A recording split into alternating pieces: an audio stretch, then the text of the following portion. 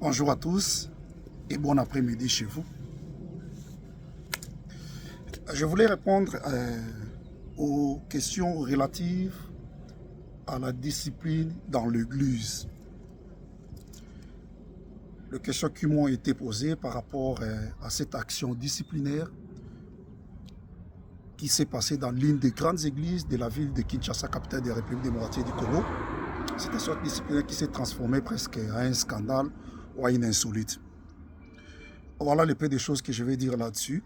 C'est que la première des choses, l'Église n'est pas surprise de genre de situations comme ça, c'est-à-dire des frères qui commettent, des frères et des sœurs qui commettent des fautes, des erreurs. L'Église n'est pas surprise par rapport à ça. Ça fait partie des prérogatives de l'Église, comme la sanctification, la prière, les offrandes, le baptême. La discipline dans l'Église fait aussi partie des prérogatives. C'est mieux des actions de l'Église. Pourquoi? Parce que partout il y a le pardon, cela veut dire qu'il y a aussi, sans pourtant le dire, la notion du péché. C'est-à-dire, c'est possible, ça peut arriver que dans une église où on prêche la sainteté, où on prêche la sanctification, mais comme on peut que tu vas commettre des erreurs, tu vas commettre des fautes. Donc, il faut aussi prendre pasteur, il faut aussi prendre église. Et ce qu'on y a sur guérison et zali, cela veut dire que les gens tombent malades. De la même manière, les fautes, les péchés, les erreurs, qui peuvent être des flagrances ou non, et qu'il faut aussi prendre l'église et l'église traite ces choses parce que ça lui revient comme prérogative. Ça, c'est la première chose qu'il faut retenir. La deuxième chose, c'est que la discipline de l'église reste avant tout une discipline d'amour. C'est-à-dire, le frère et la sœur qui a fauté, si le pasteur ou l'église décide d'ouvrir une procédure disciplinaire, cela se fait dans l'amour. De la même manière, c'est le même amour qu'on a pour des frères qui se conduisent encore bien jusqu'à preuve du contraire. C'est de la même manière, cet amour peut prendre la direction d'une action disciplinaire pour le frère qui est dans un péché répété et dans un péché qui amène une flagrance ou une clameur publique ou un scandale, comme il dit dans les jargons de la Bible. Et cet amour fait qu'en troisième vérité, ce qu'il faut retenir, c'est que parce que les choses se font dans l'amour. Donc, la personne dont on veut sanctionner fait partie de la famille de Dieu. La Bible dit, si ton frère a péché, l'élément frère doit être mis en exergue. C'est-à-dire, mouto tozo linga to discipliner, mouto tozo linga to sanctionner, mouto tozo linga to punir. C'est-à-dire, une sorte de punition, to passer une action disciplinaire pour te restaurer, pour te aider. Il reste notre frère. Il ne cesse pas d'être notre frère, comme le fils prodigue qui n'a pas cessé d'être le fils de ses pères et le fils de ses frères aînés. D'où le but, la sanction de l'Église n'est pas comme la sanction de l'État. Même dans la sanction de l'État, les citoyens sanctionnés par l'État, par une procédure pénale qui peut l'amener en prison, reste un citoyen. Et cette personne qui doit être sanctionnée reste notre frère. C'est dans cette direction-là que la quatrième vérité qu'il faut retenir, cette discipline doit être faite dans l'amour et dans la dignité humaine. L'élément dignité humaine est hyper important. Dans cette dignité humaine, on reconnaît à l'autre la présomption d'innocence, on reconnaît à l'autre le droit de la défense et de l'explication, et on reconnaît à l'autre la protection de la dignité et de la réputation. Jusqu'à preuve du contraire, la réputation et la dignité de cette personne ne doivent pas être mises en cause parce que le frère a péché. Étant donné que le péché lui-même a un caractère secret, c'est-à-dire quand nous péchons, ça ne s'écrit pas sur nos visages. Dieu nous voit pécher, parfois nous demandons pardon ou pas, mais quand nous sortons dehors, les gens ne peuvent pas voir les choses que nous avons commises parce que cela peut affecter nos rapports avec les uns et les autres, cela peut affecter certains engagements. Voilà pourquoi Dieu, dans son respect envers l'être humain qu'il a créé, il respecte l'être humain.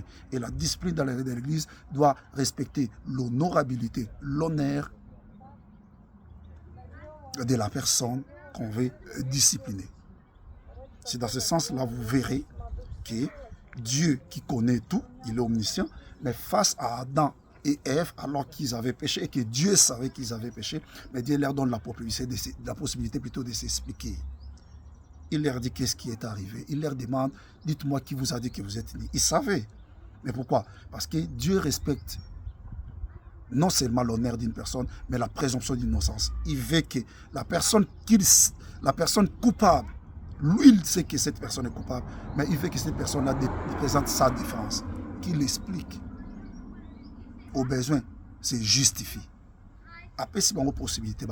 C'est la même chose que Dieu a fait avec Caïn. Il le dit en amont, c'est-à-dire, il le dit d'abord comme prévention par rapport à l'acte qu'il veut poser contre Abel, mais même quand il commet les forfaits, quand il commet le meurtre, l'homicide, d'ailleurs volontaire, Dieu lui donne la possibilité de changer encore avant que les sanctions puissent avant que le verdict soit connu et que les sanctions quittent là.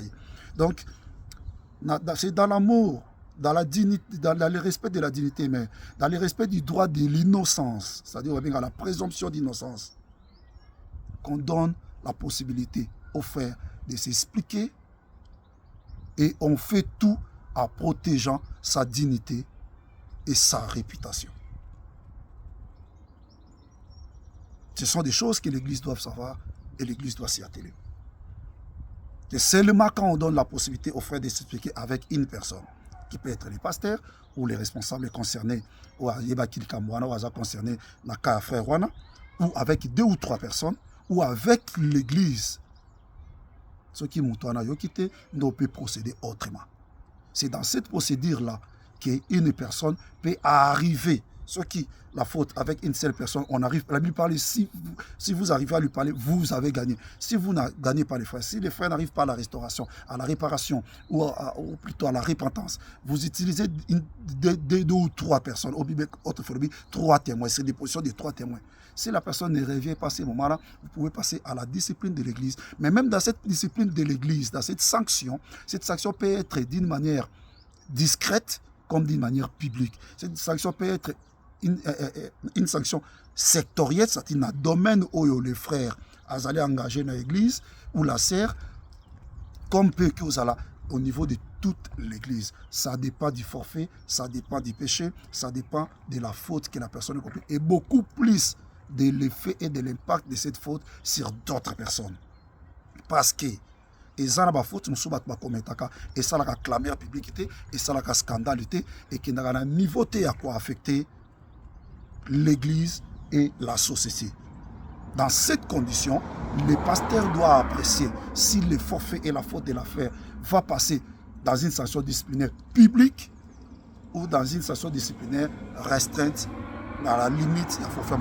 Parce qu'il y a d'autres histoires qui peuvent toucher à la réputation, non seulement à la réputation, mais qui touchent au rapport humain, dans le mariage, dans le lien familial, dans le contrat avec l'extérieur, avec des entreprises.